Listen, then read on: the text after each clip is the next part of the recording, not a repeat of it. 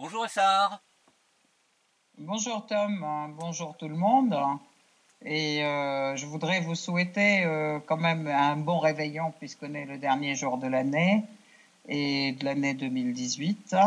Et je voudrais aussi que vous m'excusiez pour notre retard puisque j'étais victime d'une grippe qui a fait que je n'ai pas pu faire à temps le CITREP 53. Donc, je vous prie de m'en excuser. Et puis là, nous avons la joie de vous retrouver le dernier jour de l'année. Et je vous souhaite de bonnes fêtes de fin d'année. Je voudrais saluer à cette occasion l'ensemble de tous les militants qui luttent dans le monde et tous les peuples qui sont en lutte dans le monde, aussi bien en France qu'ailleurs, pour une vie digne et souveraine. Voilà, nous commençons notre 53e CITREP comme ça. Alors moi j'ai ma part de responsabilité aussi dans le retard de l'enregistrement du CITREP puisque j'ai eu des activités annexes qui m'ont aussi obligé à retarder l'enregistrement de ce CITREP. Donc je m'en excuse également. Je dois noter quand même que nous sommes le 31 décembre bien sûr, mais c'est surtout le 53e CITREP. Et on va commencer, j'allais dire traditionnellement, bien que ce soit pas le mot approprié, mais par parler de la situation en Palestine occupée, avec la situation des Palestiniens, bien entendu. C'est quelque chose qui nous tient à cœur, hein, et il faut à Ouais. chaque fois rappeler la situation de tous ces gens qui sont constamment sous pression, agressés, violés dans leurs droits les plus élémentaires. Ouais. Mm. Alors, effectivement, donc les marches du retour à Gaza continuent.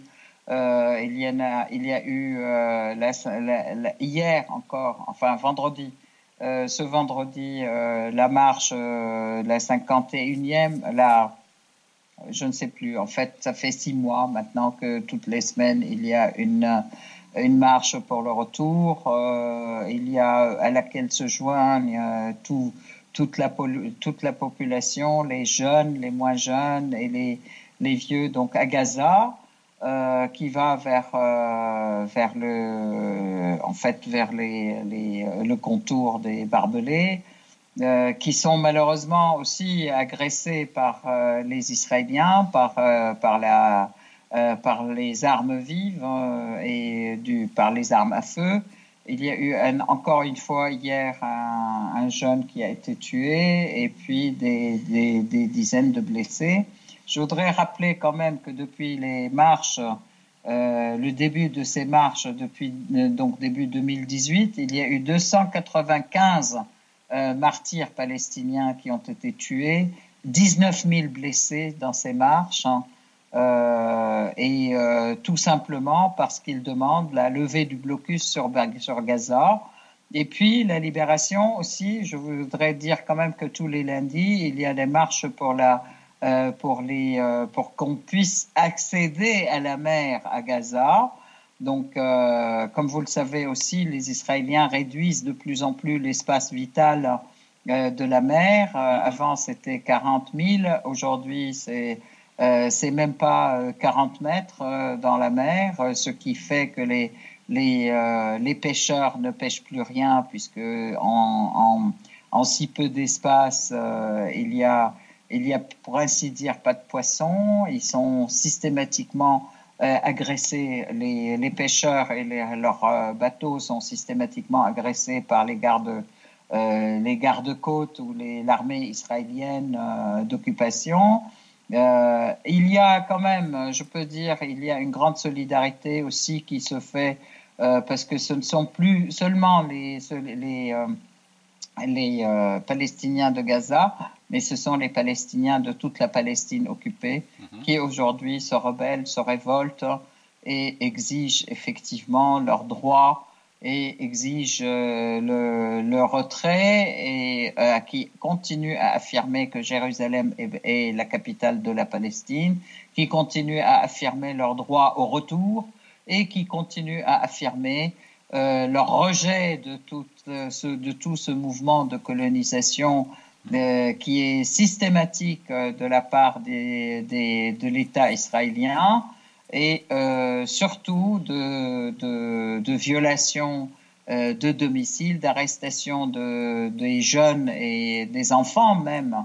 Je voudrais rappeler qu'il y a quand même plus de 4000 enfants qui sont dans les geôles israéliennes. Oui.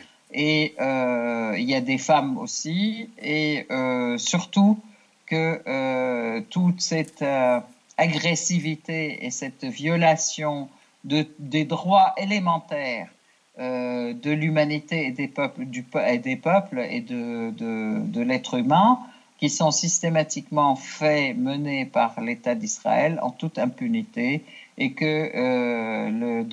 du droit international, en violation du droit international aussi, et que personne ne punit et les médias font la sourde oreille et ne voient rien. Voilà. Donc, moi, je voudrais juste affirmer encore une fois notre solidarité avec le mouvement du peuple palestinien et comme tous les pays arabes, les peuples arabes aussi affirment leur solidarité. En Tunisie, un grand mouvement de solidarité. En Algérie, un grand mouvement de solidarité. Mais aussi en Syrie, malgré les déboires et malgré la guerre dégueulasse et sale que subit la Syrie, le peuple syrien se tient toujours aux côtés du peuple palestinien dans sa lutte et salue sa lutte et continue à aider effectivement pour cette lutte juste pour la libération de la Palestine et pour le droit au retour. Là-dessus, je voudrais aussi parler d'un événement qui était très important. Vous savez qu'il y a eu et je vous souhaite un joyeux Noël. Il y a eu Noël le 25 décembre. Le 25 décembre, il y a eu donc une grande, on peut dire, célébration en fait d'une grande messe à Jérusalem et Bethléem et de grandes messes aussi sur tout le long de la Syrie. Nous avons eu une célébration commune avec le patriarche Atallah Hanna de Jérusalem et le mufti de la Syrie, le mufti de la République, le docteur Badreddin Hassoun, lors d'une rencontre donc via Skype télévisée. Nous avons eu la joie de fêter ensemble, aussi bien à Jérusalem qu'à Damas, en fait, ce Noël. Là-dessus, je continue sur les fêtes, les fêtes de Noël à Damas et en Syrie. D'abord, à Damas, c'est la première année après 8 ans d'occupation, entre guillemets, et de violation du sol syrien par les hordes sauvages et barbares de Daesh et Jabhat al-Nusra, des terroristes, qui étaient tout à fait à proximité de Damas, donc dans la Routa, et qui étaient à Jobar et dans à Yarmouk aussi, dans le camp Yarmouk. C'est la première fois, donc depuis 8 ans, que les Syriens fêtent Noël avec une très grande joie et en toute sécurité, déambulant dans les rues qui sont pleines d'ornements, de lumière, etc. pour Noël, allant d'une église à une autre, dans tout le vieux quartier de Babtouma, Babsharki, etc. Tout le monde a fêté il y a eu vraiment des messes extraordinaires de toutes les églises, parce que vous savez, il y a quand même différentes églises en Syrie et différents rites chrétiens et musulmans.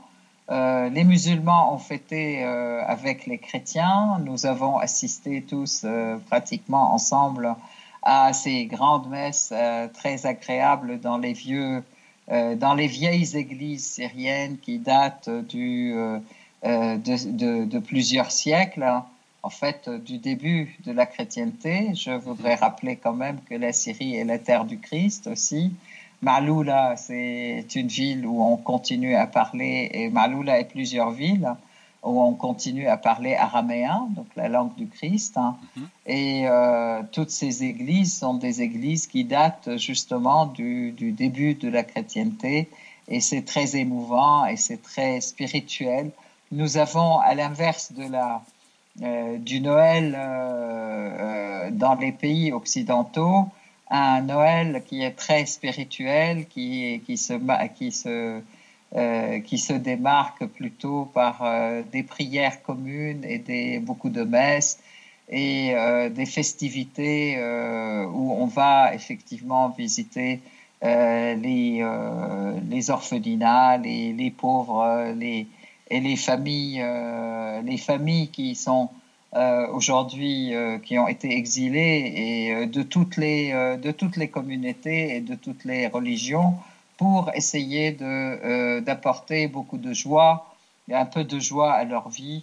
Et donc toutes les fêtes se font effectivement dans la collectivité, et surtout pas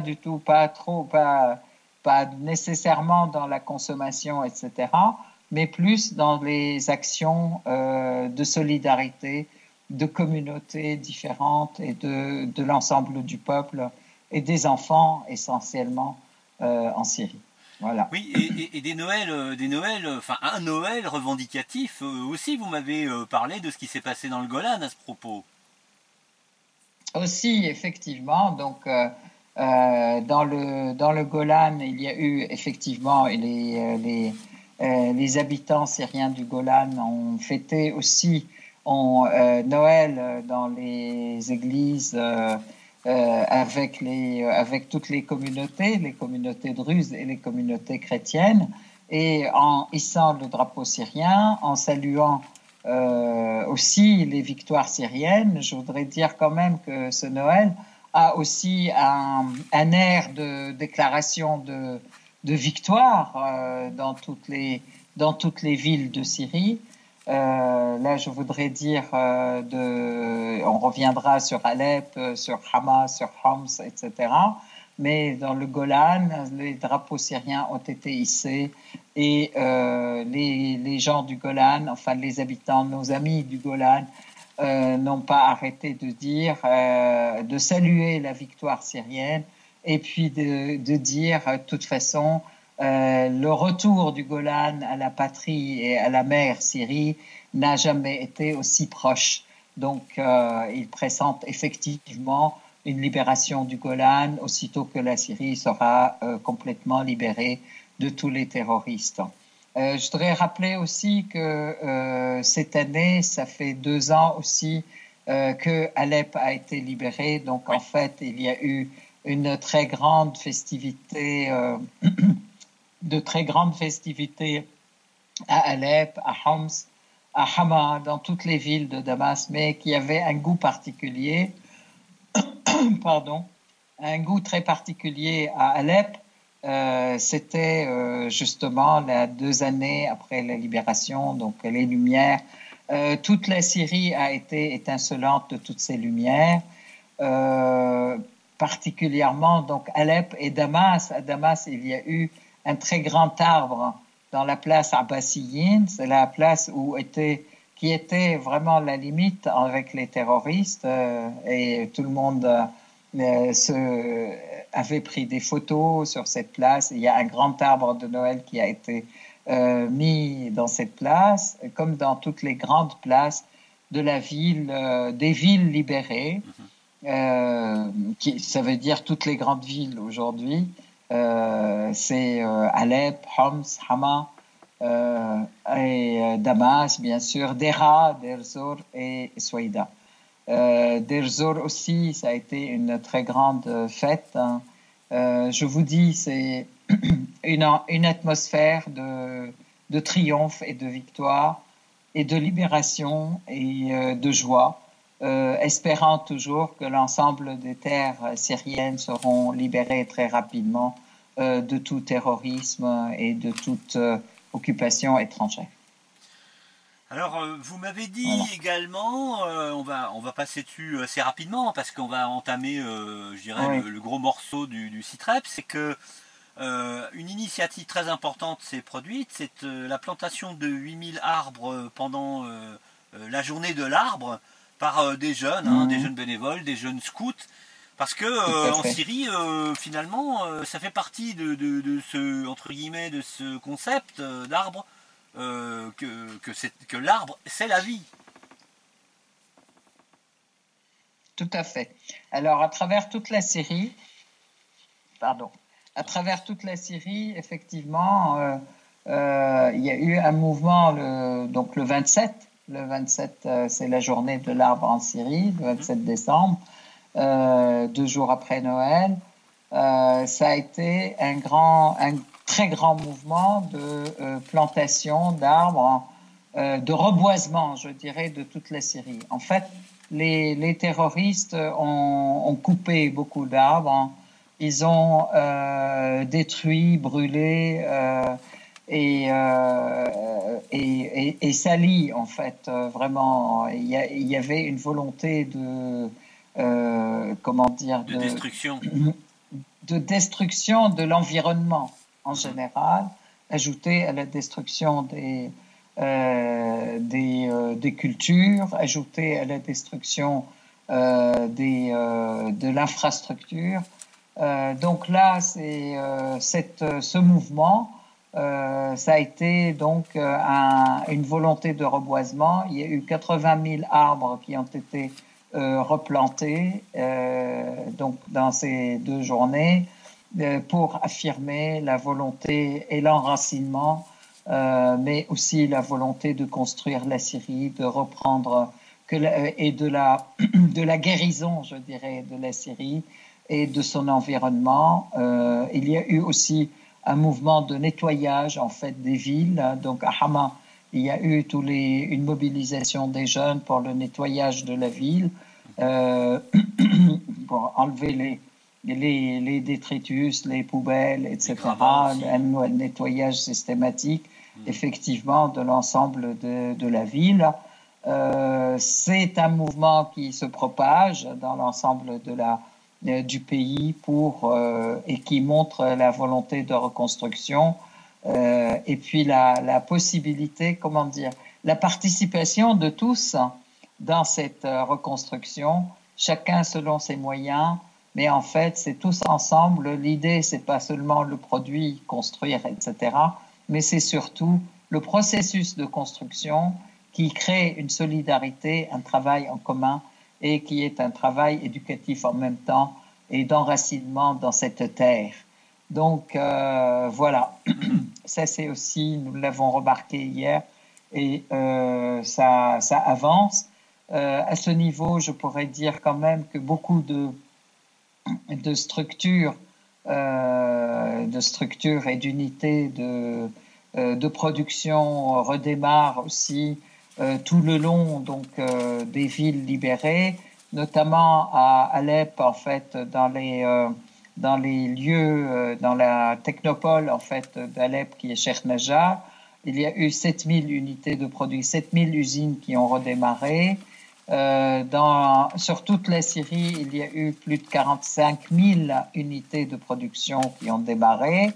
Donc, on peut dire la Syrie est en voie en voie de reconstruction Oui. et en voie de reprendre son économie et de construction économique, de redémarrage économique important. Donc ça, c'est aussi bien sur le plan, donc je récapitule, aussi bien sur le plan de l'industrie que sur le plan de l'agriculture.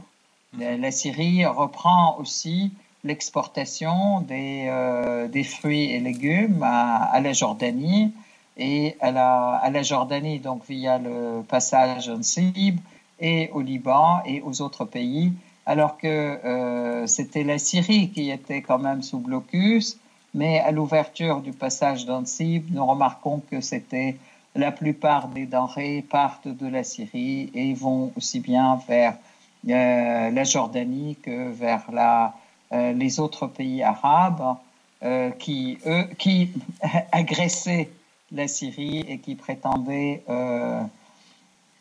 faire du changement en Syrie. Donc ça, là aussi, il est important de signaler que l'ouverture de ces voies, le passage d'Anzib, les passages de Jdeïdeh et de Zomrani, ont aussi servi le fait que la Syrie, que sur le plan économique, la Syrie reprend vie et reprend peu à peu sa santé. Beaucoup de réfugiés reviennent. Avec l'aide en fait du Liban, à partir du Liban, il y a eu du Liban et de la Jordanie, il y a eu plus de 85 000 personnes qui sont revenues, aussi bien par le passage d'Anzib que par les frontières libanaises, Jdeïdeh et le passage Zomrani. Il y a eu aussi, d'après les Turcs, ce que disent les Turcs, il y a eu 300 000 réfugiés syriens en Turquie qui sont revenus. Ça, c'est d'après les autorités turques qui l'ont dit. Donc, bon, il y a un mouvement de retour, je pourrais dire, de ce fait. L'État syrien appelle aussi tous les réfugiés à revenir, aider à la reconstruction du pays, mais surtout revenir parce que leur dignité ne sera respectée que dans leur pays. L'État syrien assure à chaque poste frontière un bureau qui permet de régulariser la situation des personnes, donc les papiers, parce que les gens, pour la plupart, sont partis sans papiers, où il y a des naissances à l'étranger, dans les pays d'exil, etc. Donc, il y a un bureau qui permet de régler rapidement toute la paperasse, hein, mais en même temps, ils sont accueillis par le Croissant Rouge syrien et par aussi des aides alimentaires et puis par une aide médicale surtout. Donc, les vaccins sont dispensés, des vaccins et des médicaments sont dispensés aux personnes qui en ont besoin et qui rentrent donc par ces passages. Donc je et pense un hébergement que aussi, Essar, hein. Vous m'avez dit que l'État syrien met à disposition de ces réfugiés des centres d'hébergement pour pallier à la destruction de leur domicile. effectivement, alors ceux qui ont leur domicile, qui sont encore debout, je peux dire, qu'ils peuvent est habitable, ils rentrent à leur domicile. Et ceux qui ont leur domicile qui sont détruits, l'État met à leur disposition des centres d'hébergement qui leur permettent d'être logés en attendant de reconstruire leur maison et reconstruire leur domicile. Je voudrais dire quand même qu'il y a eu aussi beaucoup de réfugiés qui sont rentrés par le passage à Boudrour, c'est-à-dire aussi le sud d'Idlib. Il y a eu des passages aussi qui ont été ouverts pour que la population puisse partir et que pour ceux qui étaient partis de ces villages d'Idlib et qui ont été libérés puissent reprendre leur vie et revenir dans leur village. Là aussi, il y a eu un grand mouvement de retour. Donc, la population apprécie énormément ce retour vers chez elle, quoi. Alors, voilà. pour poursuivre dans le CITREP, on a un autre aspect, c'est celui finalement de l'intrusion sioniste dans la destruction terroriste de la Syrie. Vous m'avez dit et insisté sur le fait qu'on découvre encore des armes dans des lieux tels que l'ouest d'Héra ou à proximité du Golan, qui sont des armes israéliennes, hein, c'est-à-dire des stocks d'armes.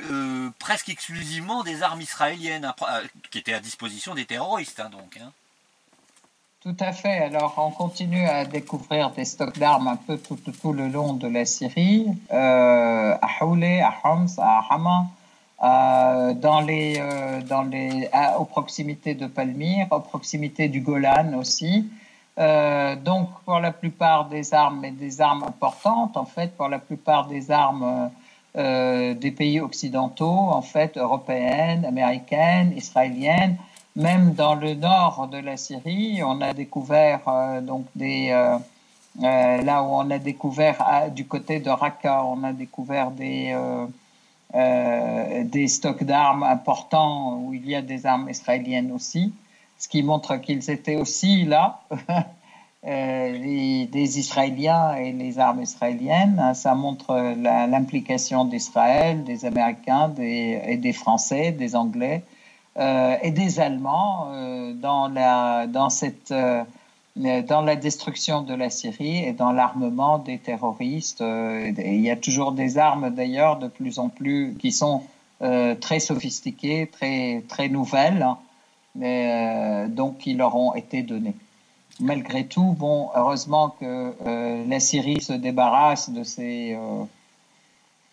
ces terroristes qui ne manquent pas d'ailleurs. Les terroristes ne manquent pas de violer les accords d'apaisement d'Idlib, d'Astana. En particulier le soir de Noël, vous m'avez dit. Quand même que, exactement, le jour de Noël, ils ont tiré sur les quartiers résidentiels d'Alep, en tuant quand même des enfants et des femmes et des civils, pour gâcher les joies de la fête. Bon, c'est bien sûr. Alors là, heureusement, la Russie a tout de suite répondu aux endroits en bombardant les lieux d'où étaient partis ces missiles.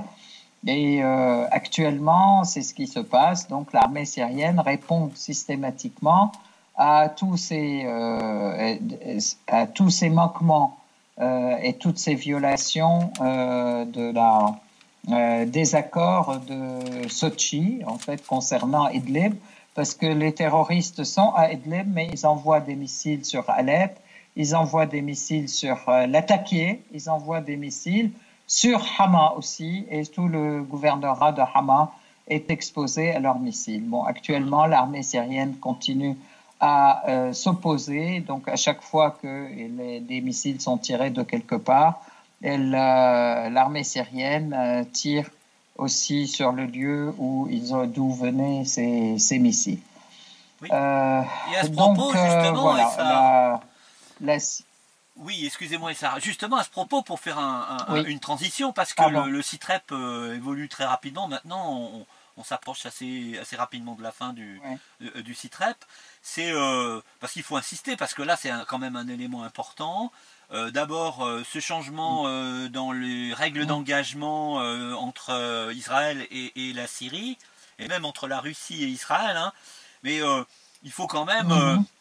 Il faut quand même parler de cette attaque, de cette nouvelle agression israélienne aérienne contre la Syrie en utilisant 2 avions de l'aviation civile, c'est-à-dire de transport de passagers, comme moyen de personnes, comme moyen d'échapper en grande partie à la réplique légitime des forces antiaériennes syriennes. Hein. En fait, c'est tout à fait, merci d'ailleurs de le dire et de le rappeler, Tom. D'abord, il y a eu la décision de Trump de se retirer de la Syrie dans le nord, en fait. Hein, chose qui a déplu aux Israéliens, qui se sont alertés du fait qu'ils se sont sentis lâchés complètement. Et par cette attaque, à mon sens, ils ont voulu réimpliquer les forces américaines qui ont décidé de se retirer, en fait, après quelques attaques qui ont été menées par des résistants, des gens qui résistent dans le nord, à l'est de l'Euphrate. Et manifestement, apparemment, il y a eu plusieurs soldats américains qui ont été tués. par Oui. une attaque des résistants syriens contre eux. Donc, ils ont décidé de se retirer, chose qui a perturbé énormément leurs alliés, qui sont d'un côté le FDS, donc les Kurdes, ou qu'on appelle les Kurdes, mais qui ne sont pas en majorité kurdes, qui ont donc le FDS d'un côté et Israël de l'autre côté. Donc Netanyahou, dans ses peurs et s'est agité et a apparemment commandité cette attaque contre la Syrie, laquelle s'était mise à l'abri de deux avions de ligne libanais. D'abord, cette attaque de la Syrie était venue par le ciel libanais. Et d'un autre côté aussi, à un moment où deux avions partaient, ce qui a fait que effectivement la Syrie a tiré sur ces missiles qui arrivaient, mais a essayé au maximum d'attendre que ces avions soient éloignés, ce qui a fait qu'il y a un missile qui est tombé effectivement en Syrie sur le sol syrien et qui a donc fait exploser un stock de munitions et blessé 3 soldats syriens, malheureusement.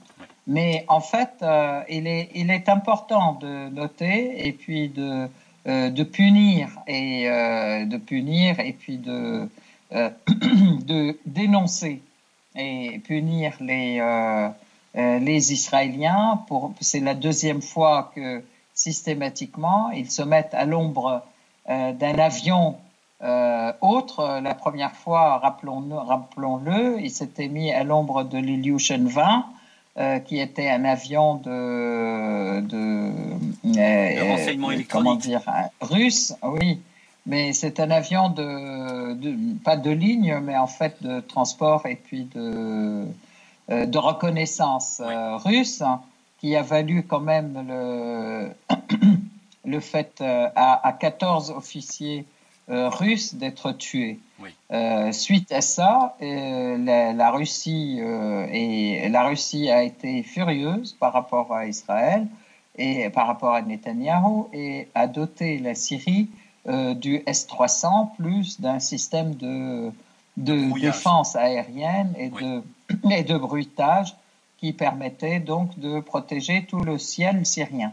Aujourd'hui, cette attaque qui venait par le ciel libanais, donc d'Israël, a été une agression, une double agression. D'une part, une agression contre le Liban.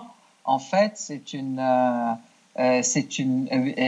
violation de l'espace aérien libanais, d'un côté, et puis de l'autre côté, une violation des lignes civiles de transport aérien qui doivent être protégées.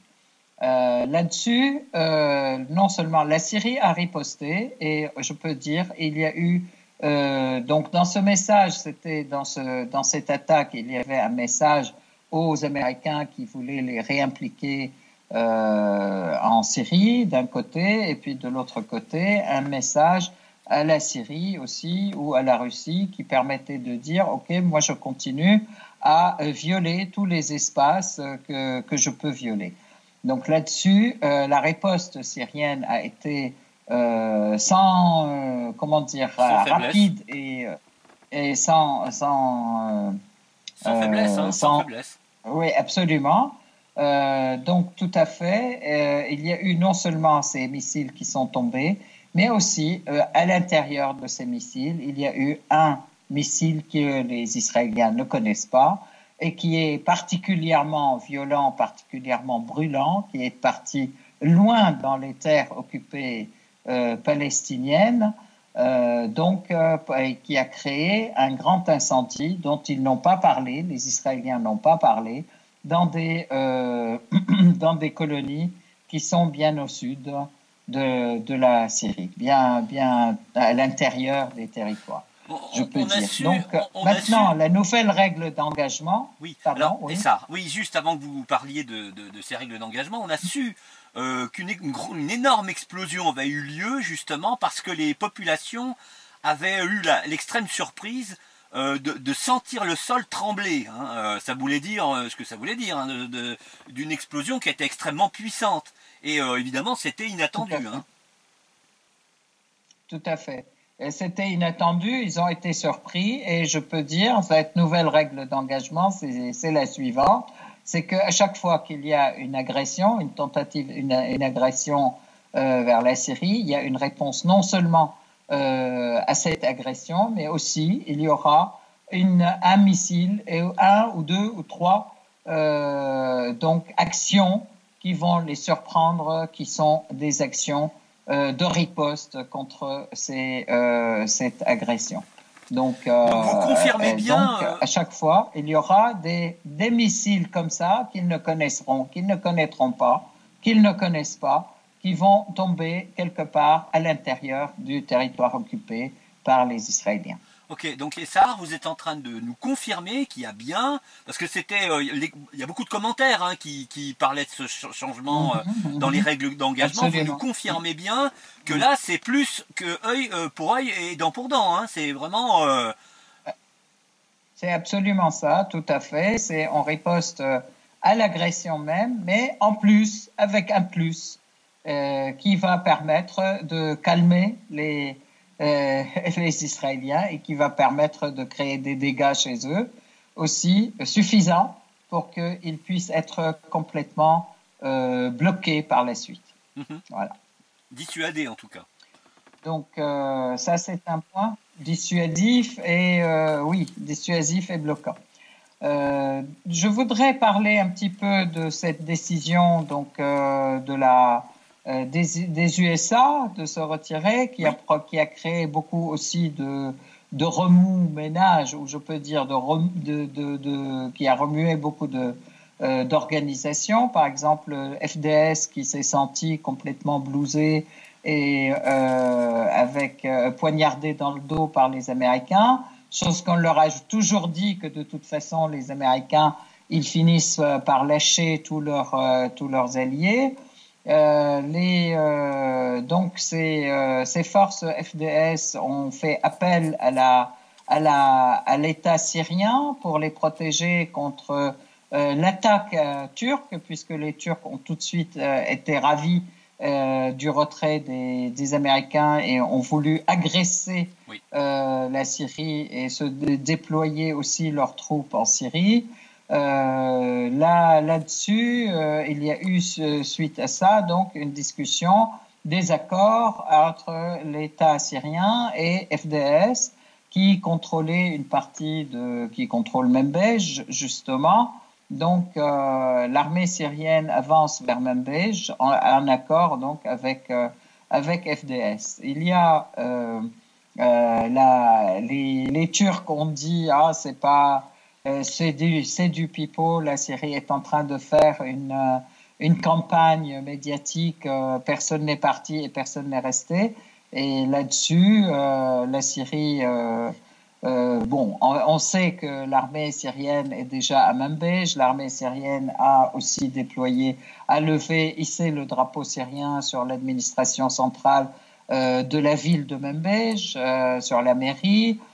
Qu'elle est accueillie par la population, qu'il y a eu aussi des manifestations de soutien à l'armée syrienne dans les villes de Hasakeh, de Qamishli, de Deir Zor aussi, qui saluent cette avancée donc de l'armée syrienne à Manbij.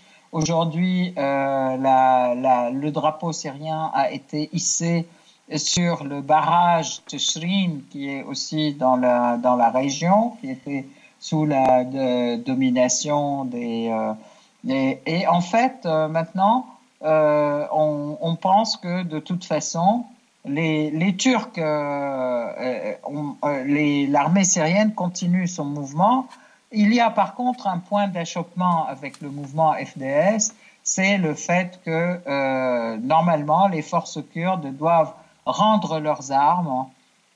On espère qu'ils vont arriver à le faire. l'État syrien respecte leur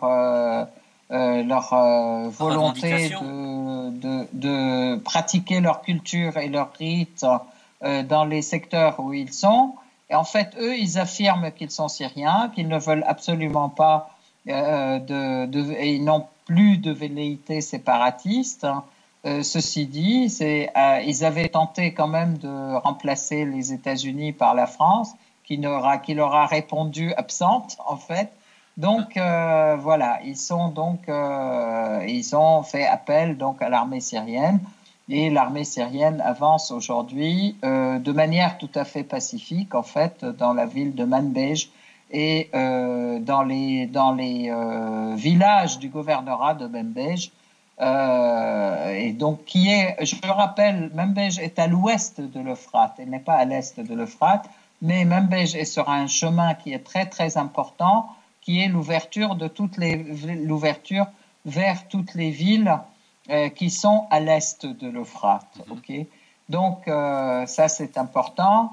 Les Turcs ont affirmé leur volonté de reprendre leur